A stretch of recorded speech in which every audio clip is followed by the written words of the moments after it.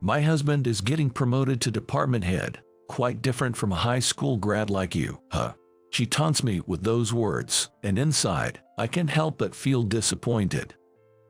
It seems she hasn't changed at all. It's supposed to be a celebration, but I no longer feel like congratulating the two of them. Still, I play the part, smiling and interacting with them. Department head, huh, that's quite impressive. Yes, and at such a major company, no less. The name of that major company is one I'm very familiar with. I accidentally exchange glances and a laugh with Sarah. What's that? Nothing. Did he mention anything about me? No, not really. At my question, Jenny looks puzzled. To which I respond with a bright smile. Then he's fired. What? Hey, shall we head home? Sarah intertwines her arm with mine. She's smiling too, but I can tell she's somewhat upset. I don't want to stay here any longer either. So, Sarah and I decide to leave. Upon arriving home, we almost immediately receive a message. Please come back right away. I'm Mike Rice. A 32-year-old high school graduate. I had to work energetically every day. My parents divorced when I was young due to my father's infidelity. After that, my mother worked tirelessly from morning till night every day to raise me. Seeing her struggle is why I chose to start working right after high school. You don't have to worry about me. It's not just about that. I wanted to start working early for my own dreams, too. Though my mother looked apologetic, I never regretted my decision. Indeed, it's thanks to that decision that I met Sarah, who would become my beloved wife. Can I support your dreams too? Sarah never laughed at my dreams. Instead, she helped me achieve them. She's a year younger than me, but she always leads me confidently, without hesitation. Thanks to her, I've been able to walk a straight path. However, just as my dream was within reach, my mother got sick and passed away suddenly. I'll become your family now and make you happy, so it's going to be all right. Sarah, comforting me after losing my only family, proposed to me. Soon after, we get married, and a few years later, we had a lovely daughter. Thank you always, Sarah. Why so sudden? I should be thanking you, Mike. You've made me happy, so thank you. Thanks to Sarah and our family, I now live a happy life. Grateful for this every day, I continue to work hard. Mike, there's a letter for you. Oh, thanks. One day, I receive an invitation to a wedding. Checking the name, it turns out to be from a high school classmate. Jenny, huh? The name brings back bitter memories I'd rather forget. Mike, do you actually enjoy working part-time jobs every day? Back in high school, she used to pick on me quite a bit. I grew up in what you might call a small town, where many of my classmates had known each other since elementary school. Despite knowing my circumstances, Jenny often ridiculed me for my days filled with part-time jobs. Jenny was quite a beauty in our hometown, famous enough in her own right. Her entourage followed her lead, often bothering me as well. Your family is so poor that you have to work part-time jobs even at the expense of your free time, huh? Must be tough in a single-parent family. I didn't really want to get angry, and ignoring them usually made them lose interest eventually. Still, I honestly wished they'd just leave me alone. Hey, how dare you ignore me, Mike? That's pretty cheeky. Sorry, but I'm busy. But contrary to my wishes, Jenny kept pestering me, and I constantly faced bullying from her. Especially after people found out I was only a high school graduate. That's kinda pathetic. Hearing that from Jenny, my classmates laughed loudly at me. Is something wrong? Holding the invitation and giving a wry smile, I'm approached by Sarah, holding our daughter. I had already told Sarah about the bullying I faced in the past. Just remembered something unpleasant. Oh, this name. When I show her the invitation, she seems to recognize both the bride and groom's names. Her reaction prompts me to check the groom's name, and it turns out he's an employee at my company. Guess I have to attend. Despite that, I'm still hesitant about going. Mike, is that you? Was that Jenny by any chance? One day, while at work as usual, someone calls out to me. It's Jenny, the very person causing me so much worry. Why are you here? I came here for work. Plus, my fiancé works here, so I thought I'd see him. But why are you here? I work here too. My response seems to surprise her a bit. However, her expression quickly changes to one of disdain. Still looking as poor as ever, what are you doing here? Menial tasks. You're just a high school grad after all. Is that so? Even high school grads can work normally, you know. You still don't get angry even when I say rude things, huh? Jenny mutters something, but I can't quite catch it and just tilt my head. Suddenly, her gaze shifts to the ring finger on my left hand. There, the wedding ring that Sarah and I had chosen together is adorned, and noticing it, Jenny's face contorts in displeasure. So even someone like you can get married, huh? Yeah, well, you're getting married too, right? I'll attend since it's a special occasion. Oh, is that so? Don't worry about the wedding gift. I'm not like you. I don't struggle with money. With that, Jenny walks away. Not that I'm struggling with money now, either. Thinking this, I return to my work. Later, I tell Sarah about my encounter with Jenny. So that happened. Kind of surprising, actually. Surprising? About what? Listening to my story, Sarah tilts her head, puzzled. After hearing more, it turns out she's actually in charge of Jenny's transactions. From her observations, Jenny is very diligent in her work, earning high praise from Sarah. She never mixes personal matters with work, and I even saw her speaking kindly to the maintenance staff, Sarah remarks. Really? Jer, but more importantly, the conversation that follows genuinely surprises me. And to see it for myself, I decide to attend the wedding. Eventually, the big day arrives. Sarah, leaving our daughter with her parents, agrees to accompany me. Dressed in a beautiful gown and with makeup different from her usual style, Sarah looks stunning, so adorable. Hey, the star of today is Jenny, you know. Sorry, it's just that you look so beautiful. The wedding ceremony goes smoothly, and we move to the reception hall. There, some former classmates take an intense interest in Sarah. How did a guy like you manage to land such a beauty? Hey, introduce me to your wife, will you? Feeling annoyed by their interference, Sarah and I decide to leave early. What are they even thinking? Asking to be introduced to my wife. Mike. Mike, you mean, the high school graduate. Just then, we bump into the bride and groom, who had stepped out for a moment. High school graduate. Though David not recognize me. Congratulations on your wedding. Yeah, thanks. But I heard from Jenny. Are you really just a high school graduate? It's kind of rare these days, isn't it? David laughs heartily at his own comment. His behavior almost makes me want to shake my head in disbelief. Hey, David, come over here. Just when I consider addressing his attitude, David gets called away by some of his male friends. Then, Jenny looks at me with a smirk of disdain. My husband is getting promoted to department head, quite different from a high school graduate like you, huh? She mocks me with those words, and I can't help but feel disappointed inside. It seems she hasn't changed at all. It's supposed to be a celebration, but I no longer feel like congratulating the two of them. Still, I play the part, smiling and interacting with them. Department head, that's quite impressive.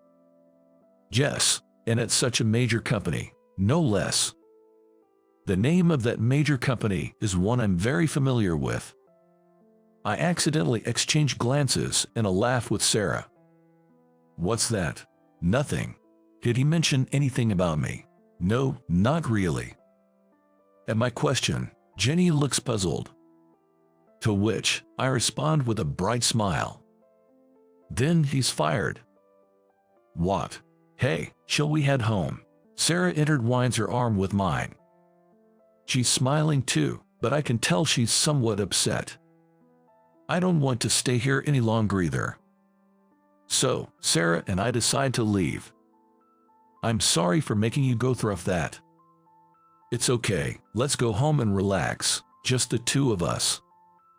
Sarah says with a smile, and I realize how truly fortunate I am to have her by my side. Upon arriving home, we almost immediately receive a message. Please come back right away. Hearing those words, I can't help but feel incredulous that they're only realizing it now. Guessing what's on my mind from my expression, Sarah comes closer, and I switch the phone to speaker mode. You're the president. I had no idea. Please come back. That's right. I am the president of the very company David works at. My dream was to start my own business. So, I worked right out of high school, gathering funds while learning about the business world. Mike, you have something special. In my relentless efforts, I was favored by my father-in-law, the president of the company I joined, and it was through this connection that I met Sarah. Around the time Sarah graduated from college, I had gathered enough funds, and with my mother's inheritance, I successfully started my own company. I want to work at Mike's company. It's just starting, so it might be tough. Are you sure you want to follow me into this? Of course, I've fallen for you, Mike. I'll follow you wherever, and if needed, I'll lead the way. With those words, Sarah joined my company. Not just her, but some of my father-in-law's employees also expressed their desire to join me. Take them with you. My father-in-law said, easily agreeing and immediately securing a large contract for us. He also introduced my company around, which led to our rapid growth into a large corporation.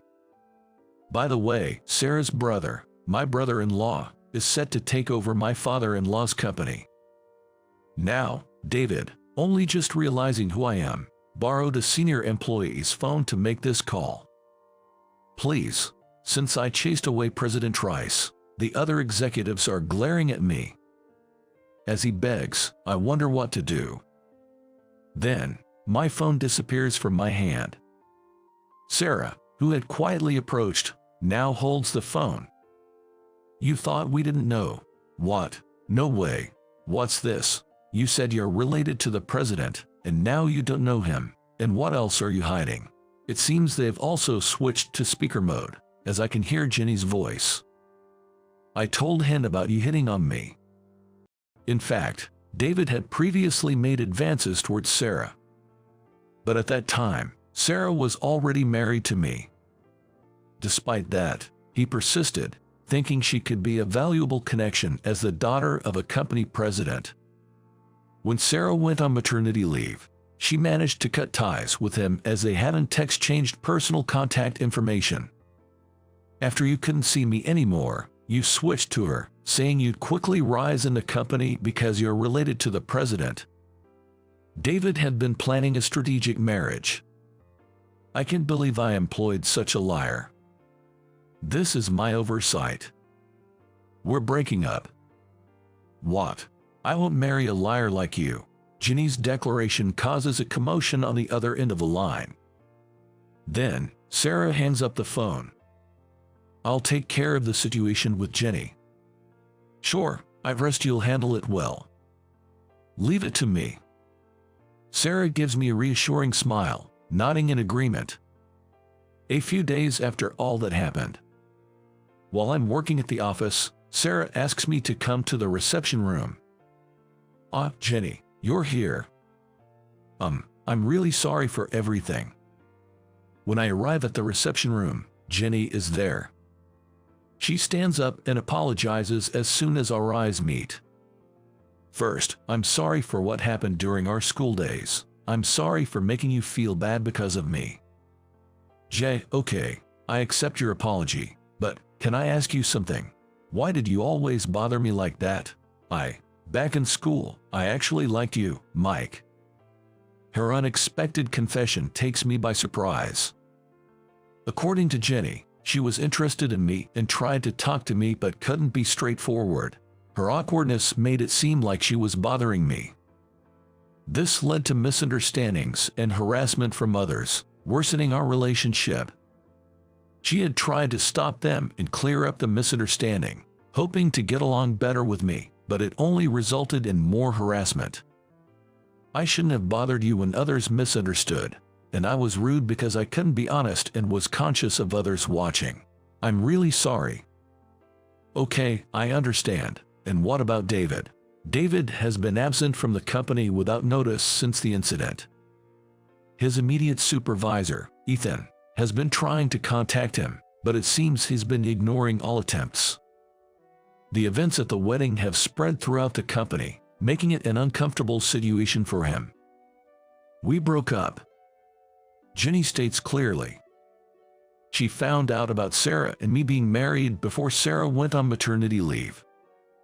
Jenny didn't know I was the president, but she had mixed feelings about me being married. That's when David approached her. He started rumors about them dating, and she got caught up in it, leading to their relationship. It continued half-heartedly until her parents and relatives pressured her to get married soon. I didn't want to marry with such unresolved feelings. Her parents told her not to let go of David, the soon-to-be department head, and to hurry up and show them grandchildren, as there would be no worries with a successful man. The reunion with me stirred up those unresolved feelings, leading to her lashing out. I really am sorry for the trouble I caused. Jenny apologized deeply. I accept her apology, understanding her situation. By the way, it seems she has completely gotten over her feelings for me. Seeing Jenny's relieved expression, both Sarah and I exchanged smiles, feeling reassured. Following the incident, David is, of course, dismissed from the company. He was claiming to be related to me and acting arrogantly because of it. It seems most employees didn't take him seriously and just brushed it off, but a few believed him. Sarah, realizing he had been spreading lies, had some employees gather evidence under her direction. I didn't notice at all. I need to reflect on that. You've been busy with new contracts and business expansions recently, but it's good to reflect. Let's pay more attention to the employees too. Yes, that's right. With the evidence and his recent unauthorized absences, we were able to fire David without issue. After hearing about this incident from Sarah, I sought help from my angry father-in-law to deal with David. I relied on my father-in-law's extensive network of connections. David was sent to a remote location to do physical work. Meanwhile, Jenny resigned from her job. It seems she was deceived by David too, but it became too uncomfortable for her. Plus, her parents disowned her.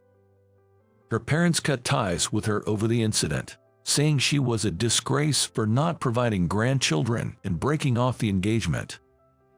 Jenny, who lived with her parents, was kicked out of her home and is now staying in a business hotel. They called me a disgrace for not showing them grandchildren and breaking off the engagement on my own. Apparently, her parents had always been overly interfering, berating her for even the slightest displeasure. To outsiders, they appeared kind, leading to Jenny's awkward personality. Now that she's distanced herself from her parents, this might be a good opportunity. Jenny, if you're okay with it, how about working with us? That sounds great. I've always wanted a right-hand person. You would be perfect since you're so capable and can start contributing immediately. Plus, if you join our company, you can move into the company housing. Sarah agrees with my proposal. Jenny looks at us, seemingly bewildered. I need your help. Yes, thank you very much. Jenny nods, her eyes brimming with tears, accepting my offer. Then, Jenny joined our company. She's really outstanding. She quickly became my right hand and has been a great help. Jenny quickly demonstrated her abilities, significantly boosting our performance. And Sarah's workload has been reduced significantly. Hiring her was definitely the right decision. Truly, it was a good call. Sarah nods, stroking her belly in agreement. To celebrate our improved performance, we decided to have a meal with my in-laws. We invited Jenny to the dinner as a key contributor. Is this your daughter? She's adorable. We brought along with our daughter. Jenny is doting on her, repeatedly saying so cute with a beaming smile. My brother-in-law was watching her. It looks like my brother has fallen for Jenny at first sight, Sarah whispered to me. Indeed, after the meal, my brother-in-law approached Jenny. Jenny didn't hide anything about her past from him. But after hearing everything from Dad, he accepted Jenny. Sarah informed me. And so, they started dating. Unlike with David, her relationship with my in-laws is more understanding, allowing her to prioritize her feelings. Since there's no need to rush or face blame, Jenny seems to be comfortably dating, feeling secure in her new relationship. I never thought my brother would get married. It's great that someone wonderful like Jenny came along, Sarah said with a laugh, and I joined in. Our daughter was also smiling, watching us. Together, we stroked Sarah's belly. We had announced at the meal that Sarah was expecting our second child. Our family's happiness contrasts sharply with David's situation. He's struggling in a remote area, working hard without any support, both physically and mentally worn out. Trying to win people over like before doesn't work anymore. Everyone knows his true nature now, and no one's willing to help him. Moreover, after cutting ties with Jenny, her parents tried to reconnect upon learning she had secured a position in a large company and was dating the son of another prominent company. My brother-in-law drove them away, bringing him and Jenny even closer. Their marriage seems imminent. We received a photo of the two smiling happily, which made us smile as well. The following year, we were invited to Jenny's wedding. It was a beautiful ceremony, blessed by everyone. This is truly a wonderful wedding, unlike before. Yes, it is. This time, there was no one causing trouble for us. Jenny and her now husband kindly invited our daughter and our son, born a few months earlier, to join. The venue was baby-friendly, so we attended without worry. I want to be a beautiful bride like her one day. Our daughter murmurs this as she gazes at Jenny. Sensing my mixed feelings, Sarah laughed. I vow in my heart to always protect a home filled with smiles like this. Together, we celebrate the couple's happiness.